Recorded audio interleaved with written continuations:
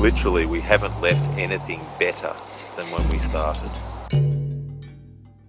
Agriculture is clearly and obviously the most destructive industry and most pervasive land use on the planet of any species over any time. Hi, my name is Bijan and I've always been in love with filmmaking and storytelling. I spent years making short film, sending it to film festivals, and one of my films won a prize at New York International Film Festival. Then I worked for Discovery Channel and Warner Brothers for a couple of years. And in this process, I learned a need to go to the next level by promoting a healthier planet for all species. In this journey of trying to find solutions, I realized that the health of the planet is so deeply connected. And one of the solutions that I found is regenerative agriculture. My film is basically about regenerative agriculture. You can make healthier food, you can build communities, and also you increase the topsoil. That's the skin of the earth. That's where the life of the plant exists, and that's actually where our food comes from. And basically, if you increase the topsoil, you can sequester CO2.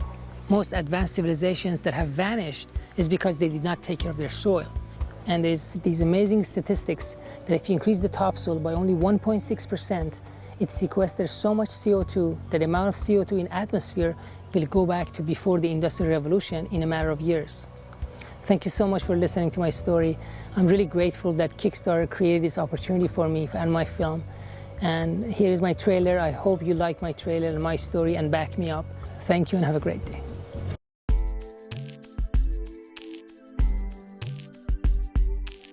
To regenerate landscape, we need to utilize specific techniques, such as water management through keyline design, the reintroduction of animals into our landscape, fertility management, and relocalization. Keyline design is a technique for maximizing beneficial use of water resources of a piece of land. The keyline refers to a specific topographic feature linked to water flow. Beyond that, keyline is a collection of design principles, techniques, and systems for development of rural and urban landscape. We build earthen ponds in optimal locations within the landscape. These ponds capture rainwater and cascade down throughout the property, utilizing water as many times as possible before driven to the ocean.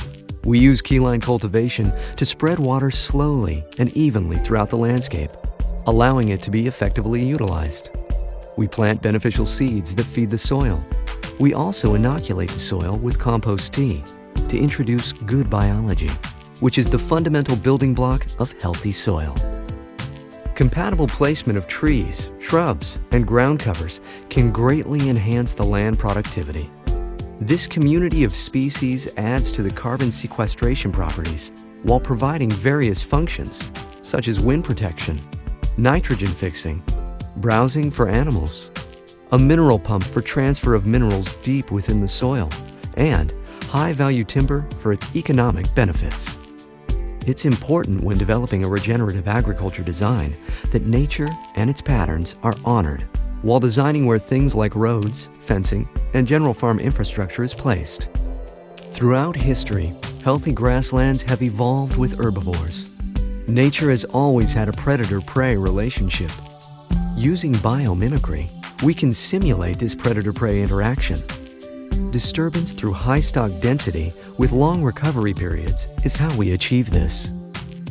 Various insects carry germs that cause disease, otherwise known as pathogens.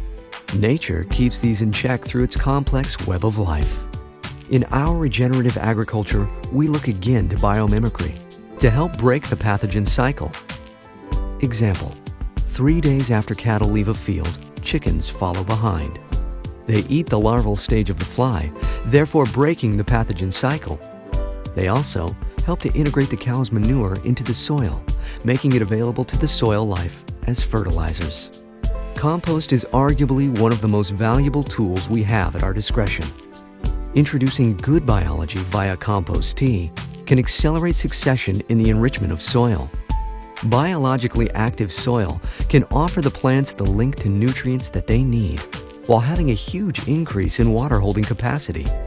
Advancements in compost tea technology make this a viable and economic means to soil regeneration on a large scale. Biofertilizer is also a key ingredient to fertility management. Moving away from a delocalized commodity-based system is fundamental to the success of regenerative agriculture. By creating a local, direct marketed, and value-added economy, we're strengthening the link to our communities. Conventional agricultural practices have had a devastating effect on the health of the planet. The estimate is that we're now losing about 1% of our topsoil every year to erosion, most of this caused by agriculture. That equates to about 2 million tons per year. Using regenerative agriculture practices, we're able to accelerate nature's processes and rapidly build vibrant and biologically healthy soils. The current vitamin and mineral deficiencies in food indicate a disruption in the symbiotic relationship between plants and soil microbes. Deficiencies in plants translate to deficiencies in animals. By fostering a healthy soil community, we will enjoy the benefits of increased human health. Communities serve a vital role in building the support system for individuals.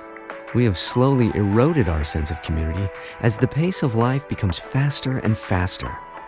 The regenerative agriculture model will reinvigorate our community and bring with it local resilience.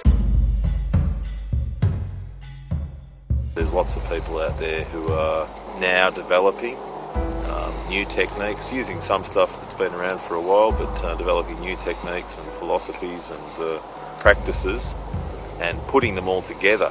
The biggest outcome is the restoration of carbon into the soil. In that top 30 centimetres or 1 foot of soil on average, if we increased the soil carbon by 1.6% across that entire area, then we would, by the action of photosynthesis and root exudation of glucose, carbohydrates into the soil, that we would return a lot of that atmospheric carbon into the soil. It's important that we take care of the atmospheric carbon levels, but it's also important that, in fact, I think more important, that we do the job on topsoil and building as much of it as we can, as quickly as we can, and getting all of the benefits that come with that.